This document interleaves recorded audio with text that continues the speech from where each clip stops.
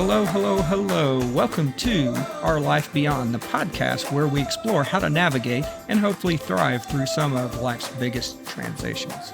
I'm your co-host, Scott Dibben, and I've teamed up with my great friend and mentor, Connie King, to share some stories, strategies, and insights that helped us adapt to the ever-changing seasons of our life. Whether your life transition is divorce, death of a loved one, switching careers, moving to a new city, or just trying to figure out what the hell is next, we're with you every step of the way.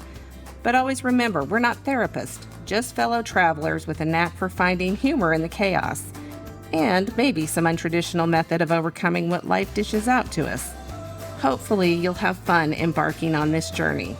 So now, let's get started. I want to give a special thank you to Habit Coffee for sponsoring us. So if you're local to Springfield, you're probably aware of the miserable construction at Highway 60 and Farm Road 125 heading into Rogersville.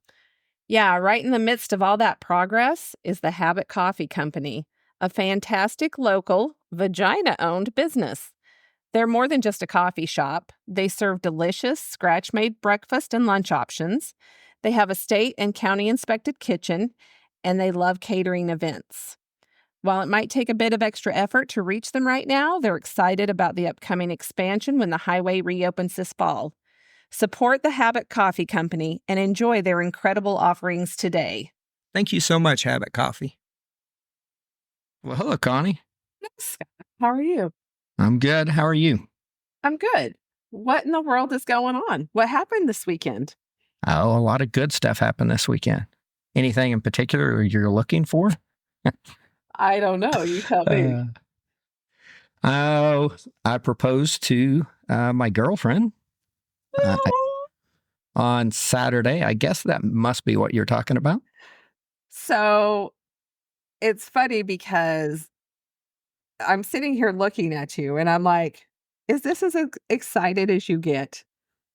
It really is. It really is. And that's what's funny. I'm like popping out of the chair and you're like, yeah, I proposed to my girlfriend this weekend. Well, yeah. Now you have a fiance. It's no longer girlfriend. It's true. And that's going to be odd. That's going to be something I have to remember. You're going to have to because during that time, there's a very small window that you're allowed to make mistakes. And if you keep calling her a girlfriend like 3 months later, she's going to start getting pissed off. Yeah, no kidding. I've got to transition. This is almost as bad as calling a woman the wrong name, I think. Don't do that either. Oh, geez. That is bad. So I think that's what we should talk about today, because so far our transitions have been a little depressing. And granted, I know a lot of times transitions come because of hardships. But let's start talking about some of the transitions that come from great stuff, like the fun, the happy, the good things that happen in life. So Sure. Let's just start with yours. You asked Ellen to marry you. I did, yes. So now, what do you think the transition is going to look like? Oh, well, let's talk about the transition even up to that point, because me and her, when I say had different paths, what I mean is that she viewed life different than I did as far as how we would come together and be a family unit in a sense and go forward. For a long time, my thought was, I have no reason for marriage. All it is something that you sign over to the government, basically a piece of paper. And, I didn't see anything that was of value to either of us, to be quite honest. And I know that seems harsh, but I was just trying to figure out how you keep making sure that you're the best person that you can be with this person. And I think by getting this piece of paper and getting married, there's a good chance that people just are not their best self afterwards, from what I believe. Now, do I think I'm going to be that? No, of course. Do I think she's going to be that? No, of course not, because I wouldn't have done this. But and tell me, do you know what I mean by that? That it seems like as soon as people get married or shortly after, they kind of give up on having date nights, on just those little points that a lot of times you really focus on up until the point you get married. Absolutely. I think you start getting comfortable and you start just letting go of the things that were really, really important in your dating life or that made it fun. Sure.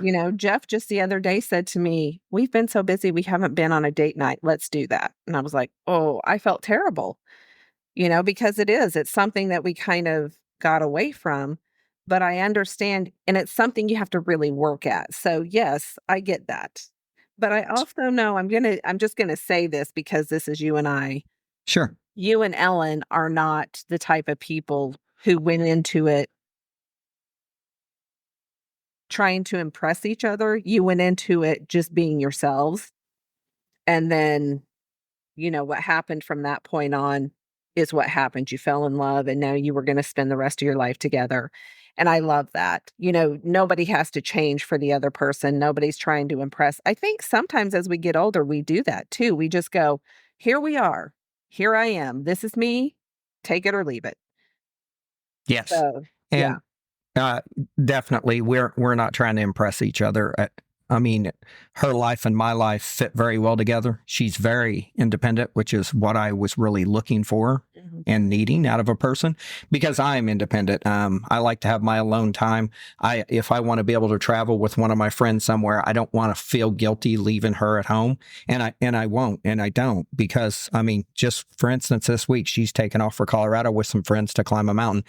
And I absolutely love that she's doing that with her friends and that she's doing things that make her happy, that is not just centered around me, because that puts a lot of pressure on that person also.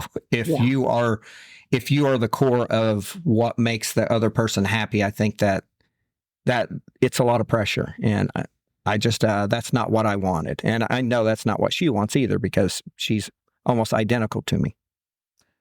Except a little more emotion. Yeah, she definitely has that. She's definitely a better overall person, a more well-rounded person with emotions and everything than I am. But yeah, it was cool. So let me tell you why, I guess, I went ahead and decided I was going to propose, even though, marriage to me, I didn't feel like was something that I needed or had to have. She wanted it more than me, but it was very cool because she was also okay with, well, we'll figure it out as we go along. We're going to be together. And that's really what she was concerned about. We're going to be together. That's what she wanted. If it had that piece of paper or not, I do think that she would later on have pushed up maybe a little harder for it. But I've went on a lot of trips with Ellen. Last year, I do these crazy ass trips at least once a year. And we decided we were going to go to Turkey, and anybody that travels with me, I had another friend that traveled with me, and he's like, holy shit, I can't believe what you tried to pack into this time. So we went to Turkey, and I want to say we visited 7 different places. I wanted to drive a car over there. I like to do that stuff. So we rented a car. We were on a train for a while. I think we visited 7 different places. We drove 1,600 miles, and basically we'd stay 2 nights everywhere. And I'm not saying she didn't want that, but it was a trip that I'm like, I want to do all this stuff. And all the way through this, there was a lot of stress, because we'd stop at a gas station and you would start, nobody understands me. I'm pumping gas, and there's always that concern of, you're an American in a foreign country like that, somebody kidnapping you or her. And it was really, really cool. The whole time we were over there, she kind of watched my back and I watched hers. And she, being military, she probably has a little more spidey sense than I do when something's coming up. But it was cool. We never got hateful with each other. We never screamed and hollered. And I was just thinking after that trip, I'm like, holy shit, if I can spend that many days. And we had a couple miserable experiences. We spent one night on a train from Turkey to Bulgaria, an overnight train where they stopped, I want to say 5 times, and that you had to show your passport. You had to get off the train at one point. And I didn't even wake up for most of it. She took care of all of it, except when she had to drag me off. So all this time, she was amazing as far as just kind of roll with the punches. We'll figure it out. If something went wrong, there was one point that we were supposed to get a train and the train was full. We couldn't get tickets. And we're like, we'll rent a car. I mean, she just never got stressed out about anything. So that was cool. And that was probably the first point when I said, okay, this is the person. And then along with that, there's a ton of other stuff. I mean, I've got my son, and if somebody's not going to be good with my son and his partner, then, I mean, that's tough for me, as you can imagine, in any relationship. She's amazing with them. They like her more than they like you. Hell yes. And it's a little frustrating, but no, it's true. She has, love her. Yeah, she's really formed a unique relationship with them. And the friends, I'm huge into my friends. I love my friend group. They are like my family. They really are. And every one of them, well, Connie, everybody in that group, I think would say that she fits perfect in the group. She fits perfect. Yeah. So, and to finish this up on why, just several weeks ago, we went to New York City. And New York City, we took my son and his partner to New York, and we did some crazy ass stuff. She found things that they would like that I had no idea. I mean, it's one of those, I'm a 53-year-old guy trying to entertain a 26-year-old in New York. I really thought that we'd probably have separate interests. So I'm like, you guys can do anything you want. But between Ellen and them figuring out what we were doing, hell, I mean, I enjoyed it, but I enjoyed doing things that they liked. We went to a burlesque show in Brooklyn, and I'm like, I would have never even considered this. And all along the way, she's just like, I'm booking this and we're doing this. So it also on some trips, it makes me, or it lets me be able to relax knowing there's somebody else that can help figure out stuff, and it's not just on me. So we get back from New York after that, and I'm like, I know I do know that she wanted a ring. I believe she wanted to get married and all that. And I'm like, this is stupid that I've not already pushed forward and done this. So I went to 3 local jewelry places, and interestingly enough, one of her really good friends knew what type of ring she wanted, which is very unique. She wanted a solitaire, but it had to be very low profile because of her work. She putting on gloves and stuff like that. She didn't want something that would tear the gloves when she puts them on. So I had to go around and find, and it was so interesting because every place I went into and would tell them what I want, nobody has it. So I found one place. We ended up, I had to order it, and it took about 6 weeks to get in. And typically, I'm not great at keeping surprises, but I'm giving myself kudos now because I absolutely kept the surprise for 6 weeks. Nice. Well, do you want to tell us about the proposal too? Well, first of all, so I can join in on this part because now it was something that you and I shared a lot of. So, Scott was telling me, first of all, he's telling me about the ring. Then he sends me the ring. The picture, not the ring itself. He sends me the picture, and it's really beautiful. I think it would be perfect for everything she asked. And then I said, okay, how are we gonna ask her?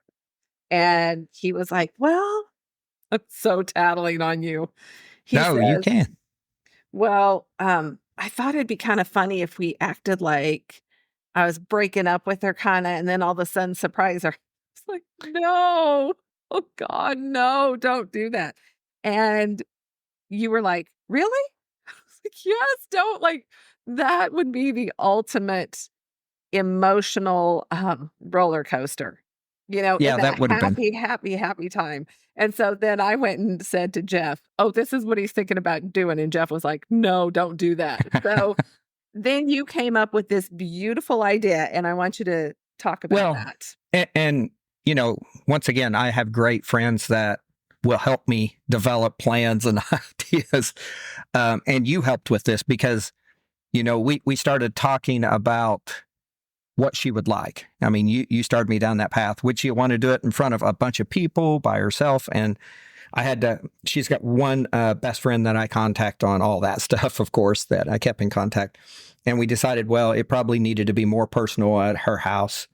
And you kept digging into what she's done that I could almost reciprocate to her. And one of the things that she does that is absolutely amazing, anytime I'm traveling or anytime she's traveling, now I say this, of course, and it'll never happen again, but she leaves these little notes. I mean, I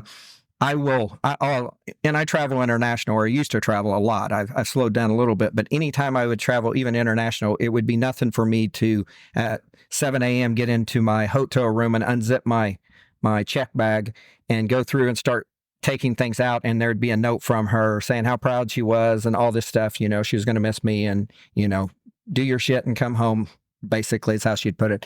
And then sometimes whenever she left, last time when she left, I went to crawl in bed and I pulled the cover back, and on my pillow, she had left a note about, you know, she's leaving, she's going to be gone this long, but she's always leaving notes. And I always thought it was cool, and it was awesome because it's a handwritten note. It's not even, you know, something you just print out. So she takes a lot of extra care to make sure that she lets you know how important to her I am. So I just wanted to circle back and try and at least give her a little bit of that, which I'm not good at. As you know, Connie, emotions are not my thing. They just aren't. So what I did, which anybody that wants to steal this, you can absolutely have it. I think it's a great idea because Connie said you should do something like that. So what I ended up doing was I went out to I went and stayed at her house the night before, which was Friday. And I talked to her best friend, Angie. I said, you need to take her hiking tomorrow morning because I need her out of the house. And I'm going to plant these notes all around like a treasure map. And in the end, I had also bought some M&Ms that said, want to get married. That was on the back. So I said, I've got the M&Ms. I've got everything. You take her hiking on a short hike. And when you get back, I'm going to have one of them on the front door when she comes in. That it was a cute little note that just talked about, which is 100% true, you know, that walking through this door, you know, you've gave me food experiences at this point because it's a kitchen. You know, I've tried stuff I have never tried, things I probably wouldn't have without you. And, you know, you're such a blessing, yada, yada, yada. And then it was a map, though, and it shows a little map up in the corner, and it said, for your next clue, and I basically said, at the end of this hunt, you're going to find something that you're going to really like. And then I put in parentheses, yes, it's candy, which it was. So I tried to get it off my scent, and my truck wasn't parked out there anymore because she thought I was leaving to go riding a motorcycle, but I just hit it. So the second one, it said, you know, go to the room where we sat and rest of a night, yada, yada, yada. And it was the living room. So she wandered to the living room and there was a note and we talked, and it was just a note about, we shared a lot of experiences here. We've watched a bunch of trash TV and we've watched some good TV. And, you know, once again, there was some mush in there and it said, you know, I really appreciate you. And, you know, for the next clue, go to basically where you work, but it was a clue. And then down at the bottom, I said, hint, it's your office. So she goes into her office and I talk about how proud I am of the work she does, which she does amazing work. And I'm telling you, I don't know. I always feel bad because I think she puts like 150% into her work and I put like 70% or 80. And I always think, man, if everybody could put as much into their work as she does, but she loves her work. She appreciates it. She thinks it's so important to her. So I just, you know, I said, you're an inspiration to me. I love what you're doing. You're trying to save dogs. You know, you're trying to do this. And for the next clue, I said, go to where, you lay your head of a night. And then on the door, I had shut the bedroom door and there was a really nice note about, you know, us coming together sooner or later, and behind this door, you know, is your prize. And she opened it up and I had basically a handful of M&Ms. I poured into her hand and I told her to read it.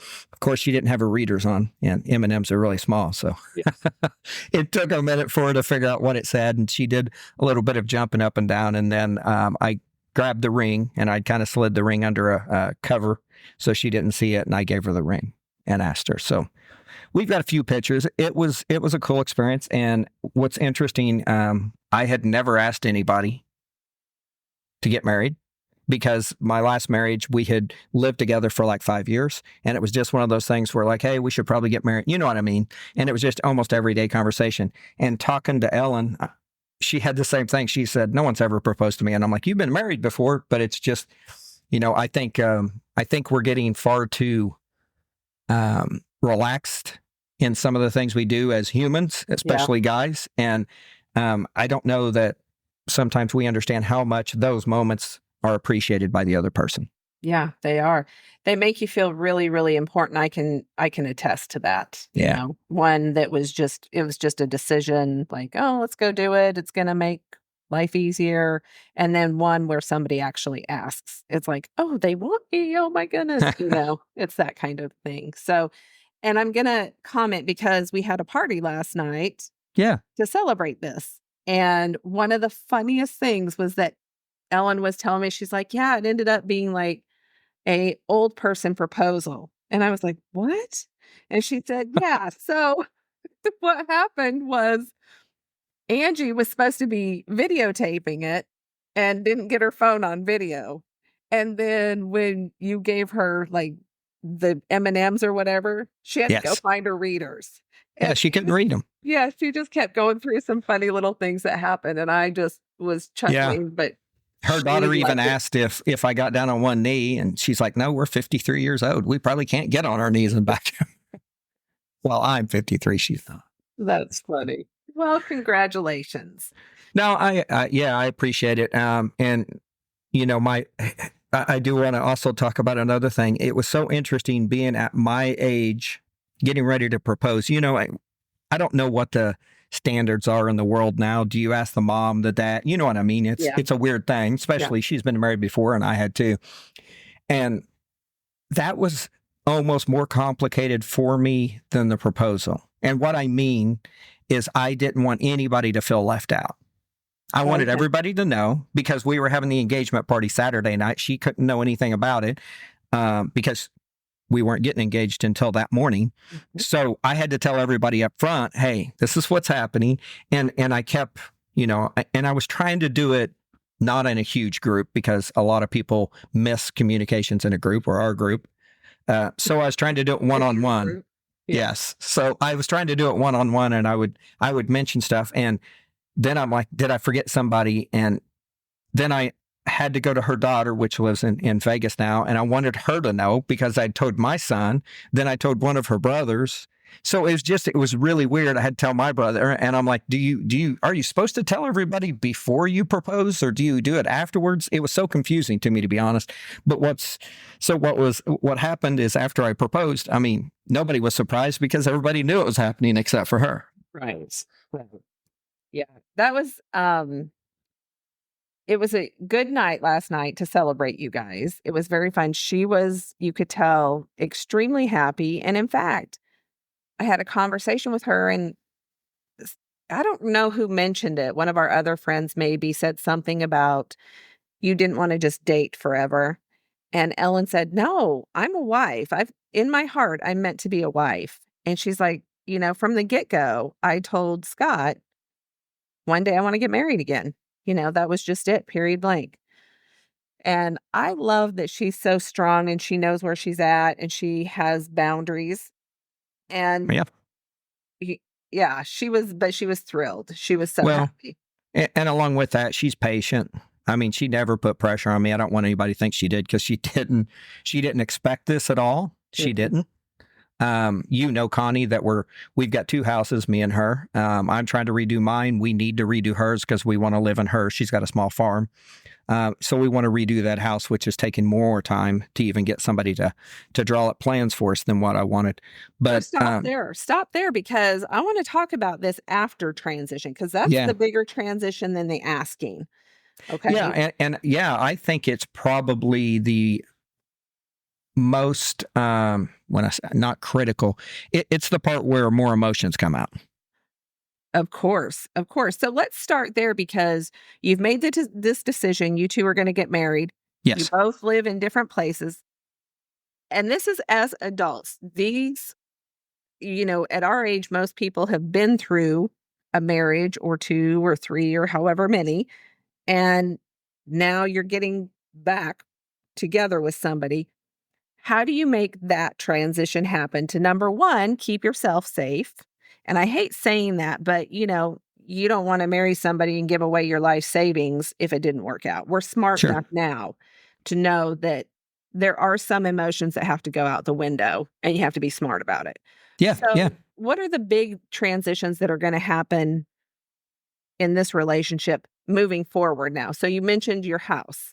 So Yeah. you guys are moving in together, and what's that We going to will. look like? Yeah. So we're going to, I need to finish my house, but she also doesn't want to sell it quite yet because if there's enough remodeling at her house, we may have to stay in mine while that happens. And she's got pets and stuff. So we would have to bring out here, which will be a little more complicated. As soon as we get everything drawn up, it's really not been an easy process because she is remote. I'm remote. And she always tells me whenever she's at my house, she's like, man, you talk loud. She's like, I can't even have you in the same house, I don't think. So we're really trying to figure out and navigate what that's going to look like because I'm 100% remote. She's 85% remote. She's got a small office in town, but I mean, it's used for its purposes and she's there occasionally, but not a lot. So she does have an old milk barn that's got a sectioned off room that I am considering, okay, maybe I just need to go in, redo it and put a mini split unit to heat it or for heat and air and just finish it out, which probably wouldn't be too much. And I also like being separated from the house when I work because for me, where I'm at right now, I feel like I kind of live in my work because my work's right there on the same floor where I'm at. I can hear an email ding. So we're trying to navigate that because what's interesting that I've never had, Connie, and I know that you haven't either, maybe now, that is her forever home. I've never considered a home forever home. Everything to me has always been an investment. Is it going to make money? Or can I at least, if we spend $80,000, it's got to at least be worth $80,000 more. Mm-hmm. And I can't look at it that way going forward because that is her forever home. She does not want to move. Mm-hmm. There's some land besides she's probably going to purchase. But besides that, I mean, that's her home. So it's going to be interesting because I'm still going to be the guy that wants to make sure that, it's worth whatever we spend and she's not going to care about that. Right. Yeah. And you also know, transition. yeah. And you also know that remodeling a house, you just did this, remodeling a house puts a lot of strain on a relationship, I would expect. It does not. It does not. I think it does. You do this all the time, though. We do it all the time. So it was more fun to do our own house than to do other houses that we're either going to rent out or that we're going to remodel. But when it's your own, there is a camaraderie that comes into play. When it's a flip house or, an investment house, the thing that I'm doing is what you were just doing. How much are we paying for it? How much is that going to, how much value can I get out of it? Can I raise the rents enough to pay for this over a short amount of time? Those are the things going through my head, or, how much am I going to make over the cost if I sell it? This house was not like that, where I was not crazy frivolous. I wasn't frivolous at all. Jeff and I really worked together to make things happen on that. So, but that's what we do is for a living. You and Ellen are separate. Like, you each have your own jobs. So coming back to a mess every night or coming back to making decisions every night, you're probably going to get tired and you're going to be like, let's just burn the house down and go find something. Yeah. And that I fully expect. I've built a house while being married in a previous marriage, and I've remodeled some, and it's been pretty stressful if the two people have different ideas on what something's going to look like. If you want oak doors and they don't, what can happen is the more you get overruled and you let it, finally you start getting pissed off about the stupid little stuff. Mm-hmm. So I do know this is going to be interesting because I don't really have a style. I just say, I don't like that, or I do like this. And honestly, I don't think I've got a style, but she does. So I do have to watch that. And I gave her so much grief about, all the art I'm going to bring in and stuff. And she's like, hell no, you can have one room maybe. But I've said it very kiddingly, of course. But she will figure we will figure all that out. It's just going to take time. I don't know how long. We're probably looking at 6 months to a year, but we don't have any date in mind for the marriage. So we've got time. Financially, have you guys discussed financially how you're going to work things out? And are you going to have trust? Are you going to have, what's going to happen financially? Yeah. When you guys come together? Both of us, when we look at each other, this is so interesting. And I don't know, I could have scripted this any better if I would have sat down and wrote it in a book. But me and her make almost the exact same income coming into this. Me and her, I have got a decent retirement just through some 401ks, and I've got a checking account, savings account, just the normal stuff people have. But it's almost a complete balance because on her side, she's done military for, I think, 15 years. I think she's got 5 years left in it. So she gets a full retirement out of military. She expects that. And along with that, the company she works for, she gets, I'm going to call them stock options. That's not exactly what they're called because they're not on the market right now. But she has the potential to have a retirement, honestly, 10 times the size of mine. Mm-hmm. She has that potential, but she also has, just like anything in the stock market, it could go to nothing. So I need to talk to her, and she's such a good person that she sees the best in everybody, and I would never take advantage of her, but I do want her to feel protected and that I'm not just coming in to take this stuff. And I don't want, and it goes back to family and everything else. You don't want her family. And I'm not saying they ever would think I was doing that, but it is nice. It is so nice walking into a relationship where you're really equal. If we go to eat somewhere, if I go to the bathroom, she just pays for it. It's vice versa. And I don't worry about, I should get this because I make more money. Whenever you're separated out, sometimes that happens, but it doesn't with us at all. She'll say she wants something and I'll just get on Amazon and order it for her and it'll come to her house. She sends, because apparently I have no style. She'll buy shoes and clothes for me that'll show up on my front porch, and I'll have to call her and go, hey, is this supposed to come to me or what? And she's like, yeah, you needed these. So it's just nice because I'm not supporting anybody. I don't have to support anybody, of course. And I think we're going to come into this very healthy because of that. The trust, see, that's something that I want me and her to sit down with someone like you, Connie, that you've went through this, what you can and can't do. And I don't have that expertise. Do we need a trust? Yeah, because everything I hear, a will's not enough. You really need a trust. So I want to get that figured out probably sooner than later. But I also want to point out another thing for anybody out there that's going, I don't need a piece of paper to prove I'm with the person. The same thing I was saying, and it is the exact same thing. What she along the way was pointing out to me, which is true. I'm 53 years old. I could be in the hospital tomorrow. She can't make decisions for me.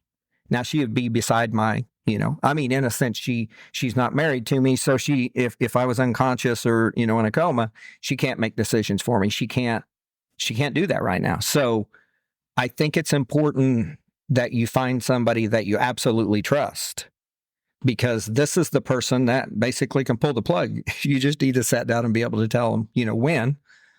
Which is another thing, one of the books that me and you have shared back and forth that's on Amazon that we probably should put a link to, is a book that you fill out with all your passwords, all of everything that's private to you, and then you disclose what you want to do with it when you pass away. And that's a book I could hand over to her. I think it's called I'm Dead, Now What? Is that what it's called? Yeah. I'm dead, now what? But you have to have somebody you trust. Yeah, you have to have somebody you trust to give that to. So that's a book I would hand over to Ellen, and she would take care of all that. And you have to have the right people. Yeah, and I'm going to say something about a piece of paper. I think that's a bunch of bullshit to say, it's just a piece of paper. It doesn't mean anything. I think it does. Why?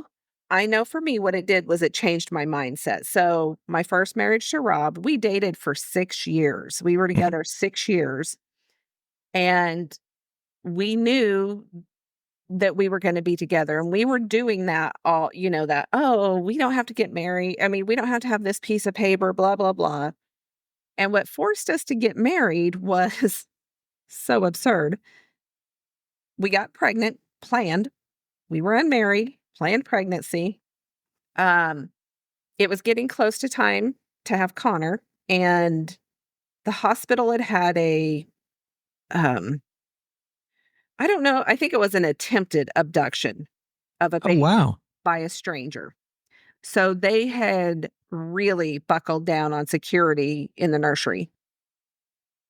And we found out some of what you had to go through. And had my name been different than Rob's name, it was going to be just a mess for him to get in and visit and do all Correct. this and blah, blah, blah. So about a month before Connor was born, we got married. And I think about that now because throughout my marriage, that piece of paper is what kept me there. And what I mean by that is I would sit there and I'd think, shit, this is getting really hard. I hate him. He hates me right now. You know, you have those moments in marriage. Oh, yeah. And if I could just leave, I would have just up and left and had no thought about it. Like, I mean, I say that it just would have been something that you could leave in the dust. But then I thought, oh crap, I'd have to go through a divorce and then this would happen. And then it makes you think of the consequences of your actions actually, because you have to slow down and you have to think about it. And so I do think that paper is a great idea. I mean, I do. So for me, it changed my mindset in that when I didn't like being in a marriage, I was going to stick it out and I was going to stay there because I would stop and think about the alternative and I'd be like, "Ruh." Had I have not done that, there were probably a lot of times I would have just run off and been like, screw it. I'm going to give you a different side to it, though. That I mean, I think I can fight the other side. Okay, let's hear it. And I do. First of all, I want to say I agree with everything you said. Having that piece of paper makes you put more effort into making sure that if you're going to leave, it's for the reasons, the right reasons, I guess. But also, some people get a marriage and it's that safety factor that keeps them there. It's not necessarily the love and the generosity. It is do you know what it would take to split up all the assets? Do you know what it would take? And then when I do that, I'm going to, can I even survive by myself? It becomes in my opinion, a legal contract more than a marriage. And I fucking hate that because I know people and have known people that I believe stay married because it's just easier to stay married than to not. Are they happy? No. But do they stick it out because they're married? No, they stick it out because it's too hard not to be married. Okay. And I don't like that. And that's the reason, if you can walk into a marriage if I could walk in and Ellen's there and you know that she has no tie to you, I mean, after years, don't get me wrong, she has a tie to you, but I mean, she has no piece of paper that's going to make her wait 30 days and do all this stuff before you get divorced. I think it makes you a better person in a sense. I walk in and I know that she can choose anything she wants. And I know that she has, she's choosing me at that moment and that she doesn't have to because we don't have that contract. And I do think there's a beautiful thing that 5 years later, if you're still in that same relationship, she's choosing you every day. I don't know. So that is a beautiful thought. It really is. But there are some days that you're not going to choose each other because 10 years down the road, you're going to be sick of that person. And so those days that you don't want to choose them, you better hope that in 15 more days after you've calmed down a little bit, then you can start choosing them again. What way to give me a positive outlook on what's ahead of me, Connie. Damn you. No, in 10 years, you guys aren't going to stand each other.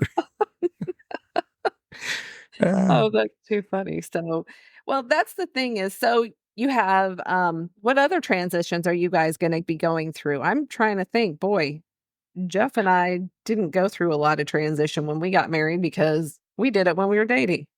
Yeah, honestly, the biggest thing I think, hurdle that we're worried about is not the house. It's the coexisting in the house because we're both going to work there. I mean, imagine, and you do have this, of course, Connie, but you have a little more distance. Working with your husband every day and living with them and it being in that exact same house. Yeah. I have not ever had to do that with anybody else. I've always just been the only one remote. So, I mean, that's a challenge. That's something that I think we're going to have to be very careful and very thoughtful on what we do.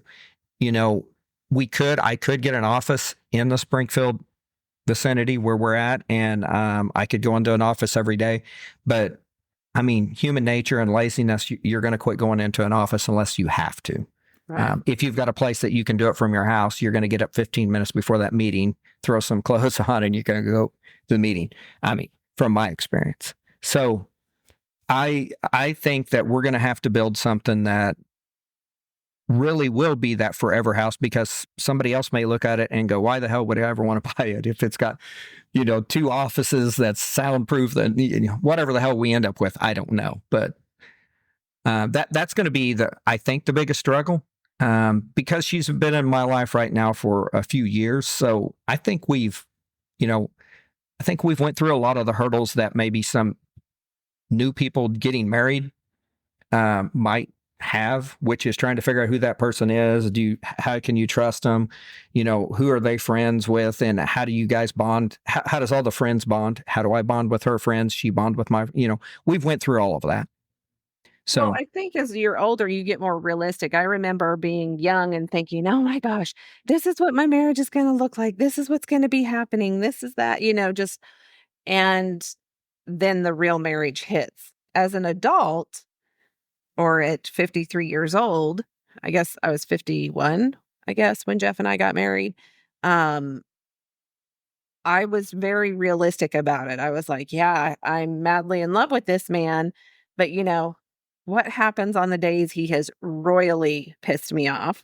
What happens on the days, and I'll give you an example. He's got restless leg syndrome, so I'm an amazing sleeper. Yeah. He is up constantly. Well, what's happened over the last couple of months is it's now starting to affect my sleep. And so I realize that, you know what? We ordered a separate bed. It's so sad, but at the same time, there's a reality to it where it's like one of us is going to have to sleep in a different bed on certain nights. Like if he wakes me up, I can go sleep on that bed. Sure. In a different room, because I would rather do that and have a really beautiful friendship and calm friendship, just like what you said, she chooses me every day. Well, Yeah. We can get through some of those obstacles that we know will happen. We may not know exactly what the obstacle is, but the older, I think, age brings that education to us. So we expect some of it more than I did when I was younger. And I think that transition is huge also. So when you're talking about that, you guys are already planning for things that might piss you off. Yeah, I need some advice from you on something. We've talked about therapy. I went through therapy. You're still going through some therapy. Yep. I said from the beginning, when I find somebody, I think that I need to have couples therapy from that point for at least a while as that transition happens. I also know that I've been with her for a couple years and we've never done the couples therapy. We seem to be doing very well without it. What are your thoughts? Should a person get couples therapy right off the bat, or do you try and figure it out on your own until it gets to a point you need somebody to intervene? And it may never get to that point. I don't have an opinion about that. And here's why. I think that is such a personalized thing. Therapy in and of itself is so personalized that I sit there and I think, what if you guys went to therapy and it opened up? It's almost like the what if game. I used to do this with Jeff, and I have really had to train myself not to do it because it drove him crazy. So I'd say, I don't know, I'm going to make something up really absurd. Okay. Sure. What if your ex-wife came back and just begged you to go back with her? And he's like, what? I hate her. Why would I do that? But it's that kind of thing where he's like, why is that even in your head? So I wonder if therapy has a tendency to do some of that sometimes. I don't know. I've never been in couples therapy. So if you're going before there's any problems and they say, how would you handle this situation? And that situation hasn't happened, but it plants a seed to somebody going, could that happen? Would that happen? What would happen? You know? So I don't know. I don't know how I feel about that. I think Another the two of you have to really just decide. I'm of the mindset that you go when you need it, but you hit it pretty early. Gotcha. I love therapy, so it's not something I go, "Oh, let's not do it until it's really bad." I'm like, it's kind of a problem. Let's go." Another thing that I've read that some couples do that seem to be successful, and once again, I'm not going to say we will or won't do it. It's pretty interesting that they say throughout the week, anything that comes up, just jot it down on a piece of paper. And it could just be slight irritations or, hey, wish you'd quit keeping your socks in the living room, whatever that is. But don't nag all week on somebody as those little things happen. Have one night, there was a couple counselor that basically talked about one night they would go and they would walk around their subdivision. And that was their 35 minutes to talk through the issues of the week.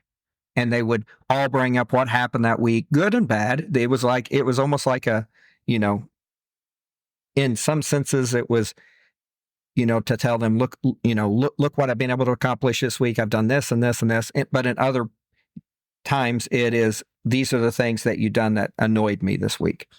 I kind of like the approach because then doesn't feel like that you're getting nagged over socks today and forgetting to put fresh water in the dog bowl tomorrow. It maybe if you just bundle it all up on a Friday night as you walk around the cul-de-sac, maybe that's the way to do it. I don't know. What are your thoughts? That idea. Here's why I hate that idea. Okay. Because I have the memory of a gnat. And well, you fucking write it down on a piece of paper. Well, put an Excel chart. Yeah. You think I'm going to actually walk to a notebook and be like, he didn't put his socks up? No, I'm going to be like, oh, damn it, he didn't put his socks up. And then I'm going to go in the other room and completely forget it. Where Jeff would write it down. And then on Friday, I'd be sitting there with an empty piece of paper because I couldn't remember anything. And then he'd be going through this list and I'd be like, I'm a piece of shit. That's how I feel like with that. So I don't love that. I mean, you have to find what fits, I'll tell you. Something that has worked so great with Jeff and I, and it was weird how it started. One morning when we were dating, we just started, we would slow dance in the mornings. And we have kept that tradition. And I will tell you, there was, a couple days in a row that we did not dance. And I felt so disconnected with him for the rest of the day. And then when we came back to it, one morning we danced and I was just like, this is it. This is the connection. And all it is a sweet dance. We have a playlist, pick a song, and we dance every morning. And it just gives us time to either talk while we're dancing, but we're touching and we're looking in each other's eyes. And it's just a real kind of a vulnerable moment, but it's also a real connecting moment. And so instead of talking about belly aching about things or how to handle problems, that I think has helped us understand that those problems aren't very big in reality. They're the little things where our love and our connection is really the bigger piece of this. Well, see, Connie, you can bundle these two. You guys could slow dance. You're really close to each other and then tell each other what pissed you off last night about him. Yeah. I'm sure that would go over well. We love each other then. No, that is, I could see where that consistency and just having that repeated every day, I could see where you would miss it, especially if it was gone for a couple of days. Because I do know occasionally he'll travel to see his son, or has in the past, and you'll go travel for a few days to visit friends. So I do know you guys spend a little bit of time apart. Yeah. And I bet that is, something that you kind of miss when you get up. It is. But so I think the thing about this podcast today, you and I have talked so much about some really sad transitions, because I think sadness brings out strength in a lot of people. You know, Yeah. it makes us change when we have those And obstacles. I hate to say it, but you remember more details about the sad, hard ones than you do the easy, happy ones. And that is true, because you have to come up from the depths pretty much. Yeah, absolutely. And I think that was why I wanted to talk a little bit about this, because I also know there's so many happy transitions or happy life changes that also, I mean, it's almost guaranteed. I know this happened for me, that after Jeff and I got married and after I experienced the fairy tale love, um, I'm a different person. And some ways are better. In my mind, they're all better. But I know some people look at me and they go, "Oh, you're not working as hard. You're not doing," and I'm thinking, "No, I'm not." But happy life changes can be really beautiful transitions too. Yeah, I agree. And I know you're in the season of your life right now that you are enjoying life more than work. Mm-hmm. And that's not a bad thing, Connie. The way you're set up is that will work well for you. You'll still pull income in. Yep. And it gives you that time to figure out how you're going to create life with Jeff, because every day, you guys are still figuring this out every day. You're new. So I love that for you. Also, I think before we get off here, we should probably kind of reintroduce what we're going to go forward with the podcast doing. I can start if you want, but I know we've talked a few conversations around it. Mm-hmm. Go ahead. So yeah, I'll start it off and pass it over to you. So we've had really quite a few followers. I look at our episodes every day, of course, because I'm a numbers person, and it goes up every day. We've got really, really strong numbers. And what we have heard and what we keep hearing is people that want to come onto the podcast and share their story. And this was what we wanted, but we didn't know if we could transition quickly to it. But I think we're going to be able to. I know you've had at least 2 or 3 additional people. I've had some come to me and say, I would love to do a podcast on, me going through the transition and how it worked. So I think we want to reintroduce this podcast. While we're going to be just me and Connie on a few of them going forward, also expect that we're going to have quite a few guests on here. Yeah, I think that's what's happened is we have really started to learn that people want to tell their stories and tell their survival and their strength stories. And our hope is just that one of our listeners hears even just a tidbit that helps them go, "Oh, that makes sense." Even if you don't have anything in common with the story. Your son last night actually said something to me. He said, "Something you said on the podcast really resonated with me." And wow. He said, "I don't want to stay stuck. I don't want to stay, in this one place." And we were kind of talking about that. And I thought, isn't that fun and beautiful that just that one little thing helped him go, "Oh, that's a point." We have some amazing guests coming on.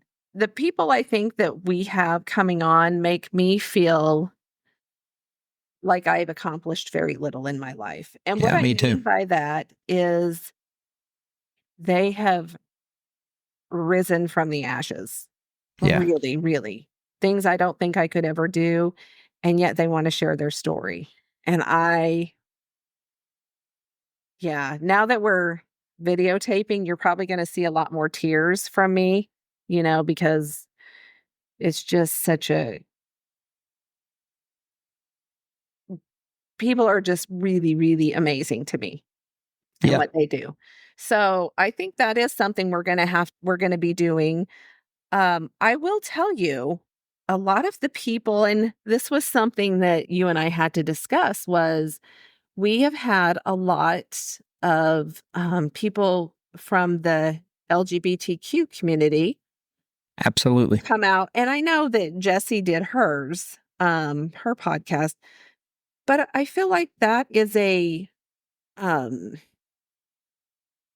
that is society is not the right word. That is a group that has not been heard. Agreed. And it's not that we want to turn into a LGBTQ podcast, but we want people's stories to be heard. And so I think that's something you're going to hear some really great things from. I think, I know we have some addiction stories coming. Also some on loss. That's not you, of course. Law. Some Yeah. other. We Yeah. also have some things we're planning on is, I don't even know how to say it, but taking care of a person, like a child, a elderly person in your family, those taking care of people and watching the dreams kind of go downhill as are taking care of the person that those dreams were coming from. So, like, we have a parent that is willing to talk to us about their child who was fine and then ended up in a wheelchair. Oh, wow. And I didn't know about that one. Yeah, it's been very, actually, I don't know if it's been very sad or not. We're gonna listen to that and have that sometime. But we have a lot of really great guests lined up. And I'm excited to hear their story. So last 2 points, and I'll let you close this out. Okay. One thing Jessie said, and first of all, she was an amazing speaker, guest, whatever we want to call her. I do want to have her back. When we talked about transitioning and how people, viewed her, what was the saying? Just how did she put it? Oh, was this after we got off air? Is that what you were talking? It may have been. She said, just be kind to people. That's all you have to be. You may not approve of their lifestyle. That's fine. Listen to their story and be kind to them. That's all that she's asking. And I thought that was so powerful. She's not saying that you have to agree with anything on this podcast or what she says, because everybody's a different person. But listen to their story and understand what they've went through. And if you see them out on the street, just be kind to them. I mean, whether you agree with them or not, it doesn't matter. We all should be kind to each other.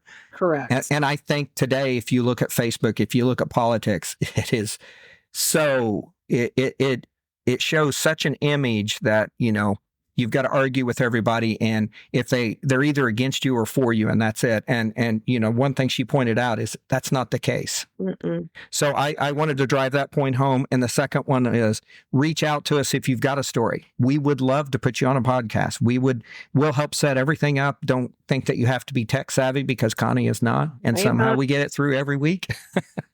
But we would love to hear stories. So please reach out to us. Give us a one-liner or 2 lines on what your transition was and what you would like to say, and we'll get in contact with you and try and make plans for it. With that, I'm going to let you close it out, Connie. I don't even know how I'm going to close it out. I don't know how I'm going to beat that, because I agree with all of those points. And yes, get a hold of us. You can go to our website. What's again? Ourlifebeyond.com. There's a contact page. Info at ourlifebeyond.com. Isn't that how they can get a hold of us? It's contact. Right? No, it's contact at ourlifebeyond.com is the email address. Have you ever seen Leanne Morgan, the comedian? And she's like, I'm fun. Yes. I'm fun. That's my part in this podcast. I'm not supposed to know how to get it on air. I'm not supposed to know how to do anything like that. I'm just supposed to be here and make fun of you and laugh. There you go. Well, and we're going to have a great time. We really are. If you're not comfortable with the website or can't get around that, everybody knows Facebook. We've got a Facebook page. Reach out to us there. Subscribe to that page and reach out and say, I want to tell my story. And let Connie I'm kind of putting Connie out there to talk to the people and put them in the slots on when we're going to do it. I'm just trying to take care of the technical part. But absolutely, we would love to hear more stories. And I love to hear your stories. That's why we do this. That's why we're doing it. Yeah, it is. So, okay, Miss Connie. Congratulations on your engagement. Thank you so much. And I'm so excited to see how your life transition goes. Yeah, it's going to be crazy the next couple of years. But man, I'm telling you, it's a whole lot easier when I've got friends like Connie and my whole friend group that I know's in my corner, and it's in Ellen's corner too. It's not mine. It's our corner. So we'll be reaching out, I promise you, to get advice along the way. So thank you. All right. We'll talk to you soon. Okay. Have Bye. a good week. You too. Bye. Bye. Okay, thank you so much for listening to this episode of Our Life Beyond. We really hope that you found our discussion insightful and inspiring, or at least brought a smile to your day. If you did enjoy this episode, please consider subscribing to the podcast on your favorite platform and leave us a review. For more information, resources, or show notes, visit our website at ourlifebeyond.com. You can also follow us on social media. Search for us on Facebook at Our Life Beyond. We would love to hear from you, our listeners, so feel free to reach out with your questions, comments, or suggestions through our Contact Us page at ourlifebeyond.com or on social media. And once again, thank you for joining us on this journey. Till next time, remember, life beyond any challenge is possible, and we're here to navigate it with you. Stay strong, stay positive, and keep moving forward.